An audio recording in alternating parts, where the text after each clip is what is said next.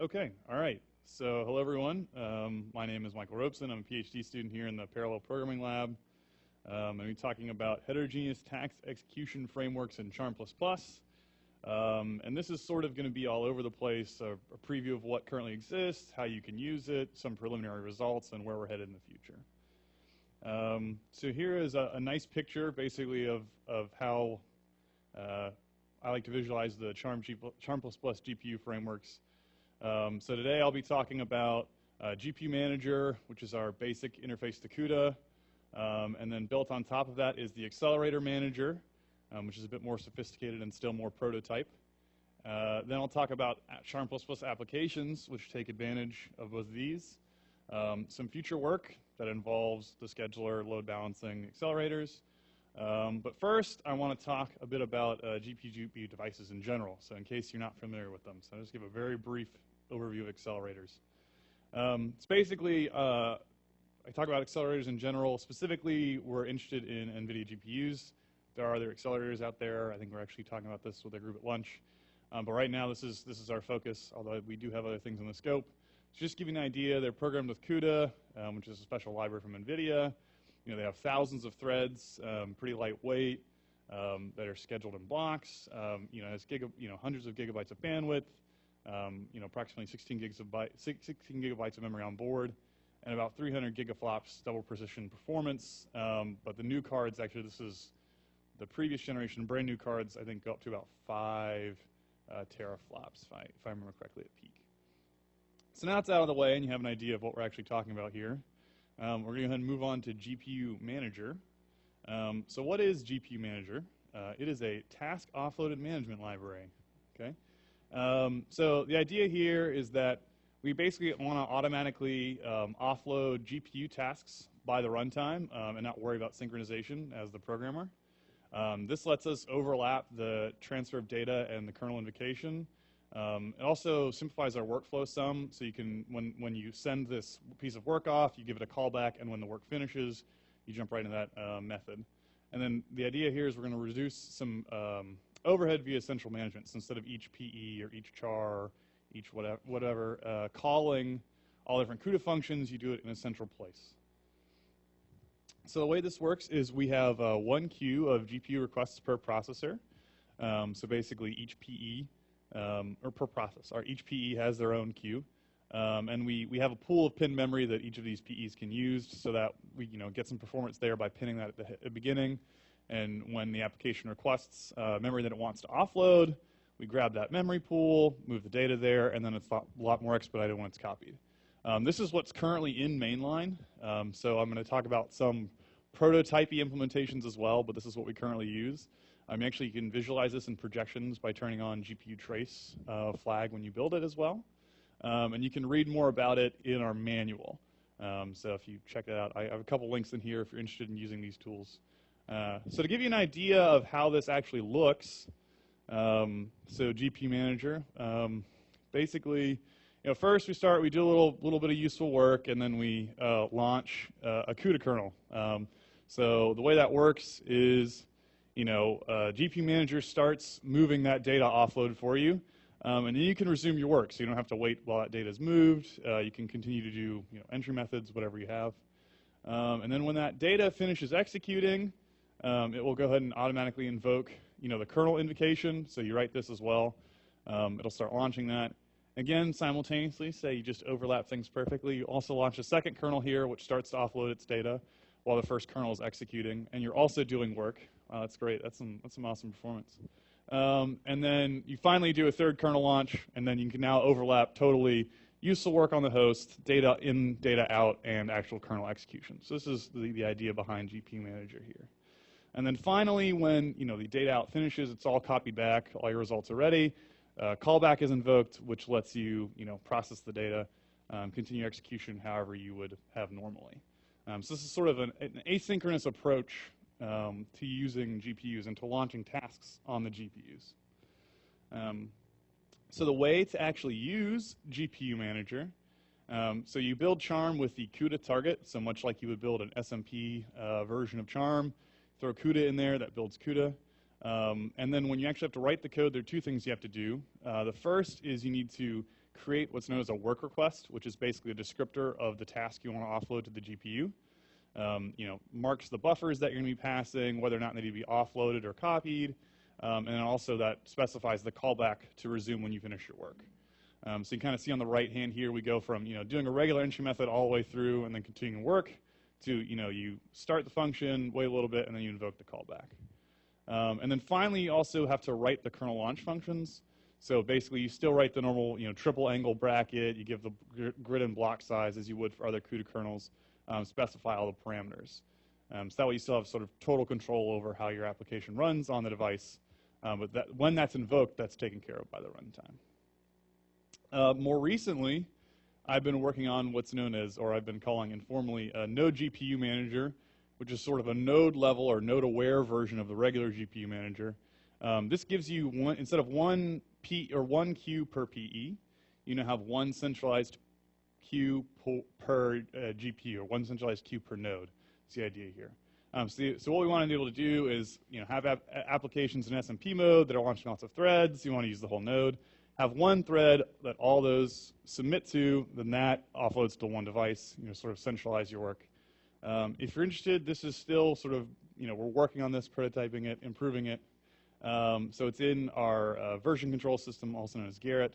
And I also have a private branch that I've been working on. So if you're interested, feel free to talk to me afterwards or check it out. Another thing we've been working on here is improving the API. So one of the big problems with the version of previous GPU Manager is it's kind of clunky. So doing a couple different things here. I think it's easier if I just demonstrate it. So originally, when you enqueue your work request, you have to actually specify the work request queue, which is always the same. It is just this mysterious global variable. So now just enqueue your work request directly, and we take care of where it actually goes. Same thing for kernel launch. You use this mysterious kernel stream variable. Now you actually just invoke a function call, and we can give you the right kernel stream. The biggest one for me is instead of marking everything individually in your data. So this is I have to mark a host buffer of a certain size. I want to transfer it to the device, but I don't want to come back and free it afterwards. Now you can just say a typoed size there, but basically you can say here's my buffer. This is what information I want in there. Yes, I want it to be offloaded. No, I don't want to delete it afterwards. And we'll handle all the not so nice stuff for you. All right, so that's a bit about GPU Manager, very briefly, sort of a tutorial of how to use it. So next, we're going to look at Accelerator Manager, which builds on top of GPU Manager. So the Excel Manager, Excel framework, as you call it, basically this allows the runtime system to choose to execute on the host or device. So previously with the GPU Manager, right, when you invoke this CUDA kernel, you're always running it on the GPU. But what we want to do here is, let the runtime determine whether it's better to run on the host or the device. You can also proactively move data. So much like GPU Manager moves data before the kernel is invoked, you can do the same thing here. But this could also be moved either to or from the device. So if you're executing on the GPU normally and you need to move it back, you can do that. It also lets you work on various platforms. So if you want to run on something that has both CPUs and GPUs or only CPUs, you can do that without changing your code. And this originally came from a grad student who was working on a cell processor, so sort of the lineage of it. So I already mentioned that it builds on top of GPU Manager. What you do basically is you annotate charm entry methods. So much like you would make an entry method threaded or local, you make this bracket Excel. That's the name Excel framework. You also can mark the data that's being sent to the entry method, whether it's read, write, or persistent. And there are other parameters as well. What this does is it automatically generates a CUDA kernel for you, and then obviously generates the normal accelerated entry method function for you, or the normal, entry method function for you. And then it sort of aggregates these calls. So normal entry methods are pretty fine grained. So instead of launching a single kernel for each of these entry methods, it'll batch them based on time or size or any other parameters you can specify. So to give you a more concrete example for how this works, you can see you have a module of a char array, regular constructor, regular entry method, and then you also have what's known as this accelerated entry method here, the Excel tag. So basically, you can see down here you have pretty much the same. But then you can also have these modifiers for your local parameters, so whether or not they're going to persist on the device, whether or not you're actually going to read them or write to them. And then at the end of the accelerator entry method, you give your callback function. So much like the GPU manager, when it's finished, it's going to invoke a callback function. Does the same thing because it's built on top of it. So that's where you specify it here. So a bit more concrete. This is taken from the Jacobi example for Excel. So you have these other parameters, which I'll get to in a second. But basically, you have your begin worth method. It's only reading A and B, and it's writing to C, doing standard Jacobi computation, and then at the end it's going to call complete, and then C will be moved back to the device automatically, etc. So those modifiers I mentioned for the data that can be read only, write only, read write, which are pretty self-explanatory. There's also shared, which means if you have a piece of data that you're going to have shared between all the kernels in a batch, you can mark that, and then it's only copied once. So if you have some information that everyone's reading from, you don't have to copy it, however many kernels number of times. You can also persist data on the device memory, which is a big advantage here. So it's very important that you not move data across the PCI Express bus over and over again for performance reasons. That allows you to do this. And then you can also force it to come back to the device or update it on the host if you need to. And then parameters. So there's also these triggered, splittable, and threads per block. Triggered basically means it tells you when to expect a batch. So triggered says everyone in this array is going to be triggered, i.e., one invocation per element in the char array. Splittable. So actually, this basically says instead of having one thread do the work, have some number of splits. So it's a sort of way to divide the work more finely. So you basically have these split index, and then you can iterate on those. And finally, threads per block, basically, so it's give a little finer grain control over how many threads you're launching in the actual execution for the kernel. Since you're no longer writing the kernel launch functions for these things, this gives you some control over that. On top of this, so this is some recent work, and on top of this, I've been implementing what I've been calling version, for lack of a better title, which basically lets you write platform-specific code. So this is, you can either, the design here is either if you have two separate kernels, say I have a totally GPU-independent version and a totally CPU-independent version, I want to implement with those, but I want the runtime to choose which of those is more performant automatically. You can do that doing this. Or if you have some, you need to run this little bit of code before setup on the GPU or the CPU, you can do the same thing. So this is built on top of the Excel framework. Also in Garrett, you can check it out. And it lets you sort of automatically generate these different kernels. So what that might look like in practice, basically if you have, your accelerated entry method, maybe you have a different type for whatever reason on the CPU or on CUDA, then you can declare those there, and then they'll both do the same function. Or, like I mentioned, you can have two separate implementations. So say on the CPU, you want to take the entire vector, sum it up, but on CUDA, you want each thread to do some of the work, so you just say, do whatever little bit of my work that is. Okay, so that's Accelerator Manager. Next up, we have Charm++ applications. So these are some preliminary results from a couple different Charm applications that use GPUs. The first one is NAMD. So these next couple slides are from Antti-Pekka. I don't know how to pronounce this last. Heinonen from Oak Ridge. Hi, Antti-Pekka, if you're watching. So basically, NAMD, he says NAMD GPU code is about 5 times faster than the CPU code. And that's sort of what everyone's moving towards, obviously, with all the new supercomputers coming out that have GPUs. So what he likes to see is, obviously, as we mentioned earlier, keeping data on the device is important. So this is the persistence is important. Pinned host memory, which GPU Manager takes advantage of. So automatically moving data, or automatically using pinned host memory to offload data to the device gets you much better performance. And then you also want to hide this launch latency. So if you can batch your kernels into a single kernel, or avoid synchronizes, so sort of let this happen asynchronously, that also leads to better performance. So here are some of his numbers. So this is NAMD, baseline NAMD versus GPU NAMD for the DHFR benchmark and the APO&A benchmark.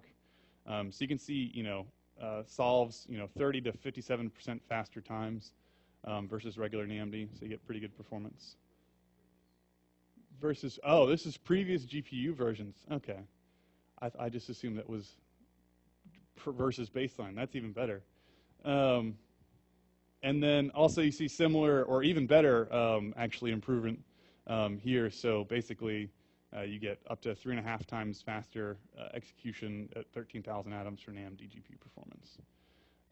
So that's good news. NAMD goes fast with GPUs. There are little Antipeka isn't totally happy with their GPU framework. So basically he does this PME computation, which requires an FFT, which in turn requires communication with other GPUs where data is stored, which ends up being a bottleneck. And so they have to handle the intra and inter-node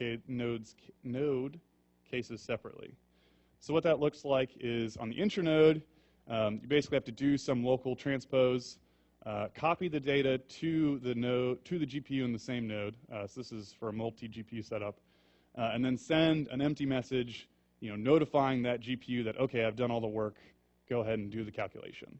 And then the other GPU waits for that message and then does the work. The problem is this is kind of tedious. We really shouldn't have to send these ACK message. We should just be able to send the message, and when it gets there, have the GPU data ready to go. You also have to do a synchronize.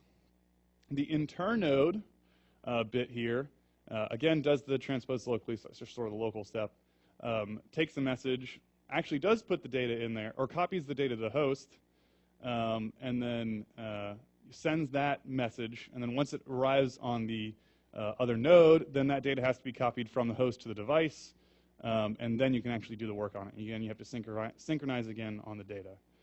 So what we're moving towards, sort of what Antipeka's vision for this is, and I think we all agree here for it's a good vision, is basically allocate the message on the device, so create a new message, put the data you want to send in there, and then send that data on a stream so you don't have to synchronize.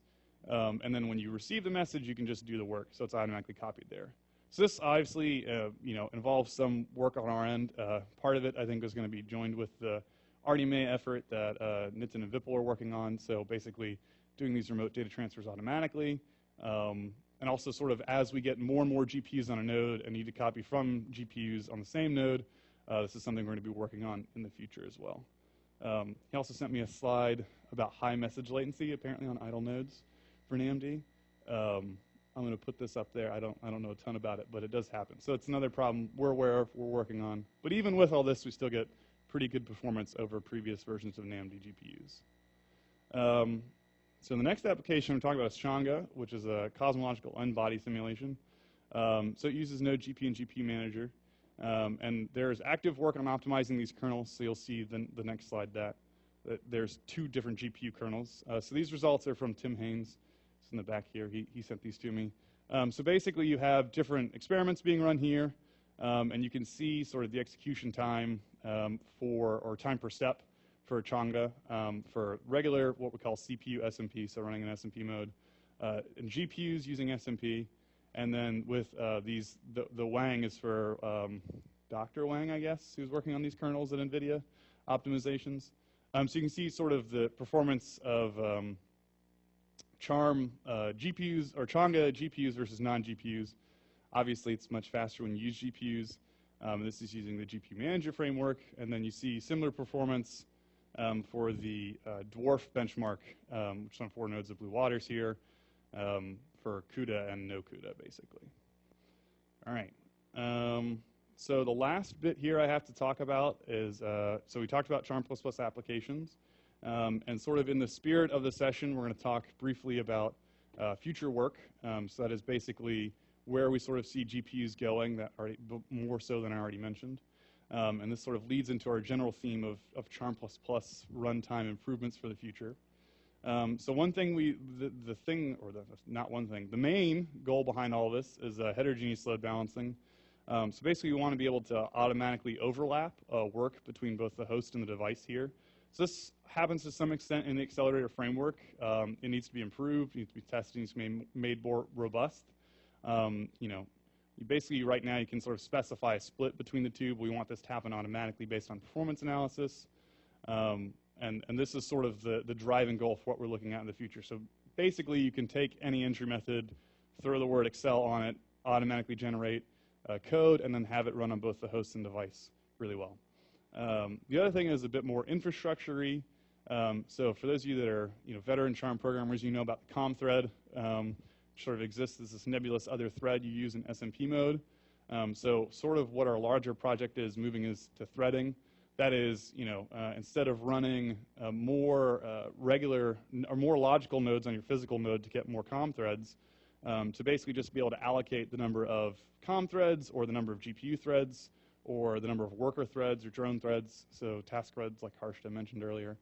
So basically the idea here is that you then will always match one logical node to one physical node, and when you do that, you can then choose to spin up a number of COM threads, so if you need 2 or 3 as opposed to regular 1, or the number of GPU threads, so in the future when we move towards multi-GPU applications, you can spin up 3 GPU threads, and each of those will have their own separate manager. And those, sort of you can match more closely. All right, so that's all I have for you. Are there any questions for me?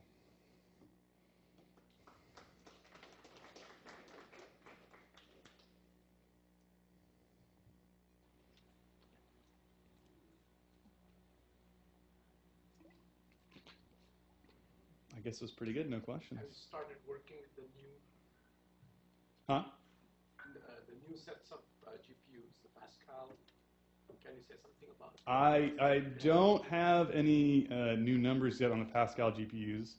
I'm definitely looking forward to using them because they have NVLink, which means we're going to get even faster performance benefits. So I don't have these numbers on here because they aren't good, but I've also worked on OpenAtom, and we did a computation where basically we had to gather all the data, offload it to the GPU, and then perform a computation, and that was slower than just keeping it where it was on the host, sending it to a different device, and running it. So as we move towards these memories that are closer and closer to the regular memory, GPU memories that are closer to the regular memory, that problem basically goes away, and Pascal is a big step in that direction. And so there are potentially things we can do with Charm that we couldn't do before because of these memory problems that I'm excited to see. But I don't have any concrete results yet for you. Okay. Well, the next talk will be about out of code. Well, yeah, the plans for HBM is what I was asking about. But I guess yes, we'll discuss it in the next. Yeah. How much effort it is needed to support OpenCL GPUs? How much effort is needed to support OpenCL 5 Pro or other cards? To support OpenCL, this is a good question. Actually, this is something we've talked about for Chongo before. So it theoretically, this is a tricky one. So it's sort of not the approach we're taking, I guess. So right now, we basically, you have a defined kernel task that can be run, and you basically just register that function with the GPU manager. So I guess if you could build sort of an OpenCL task. I'm not super familiar with OpenCL. I haven't used that recently.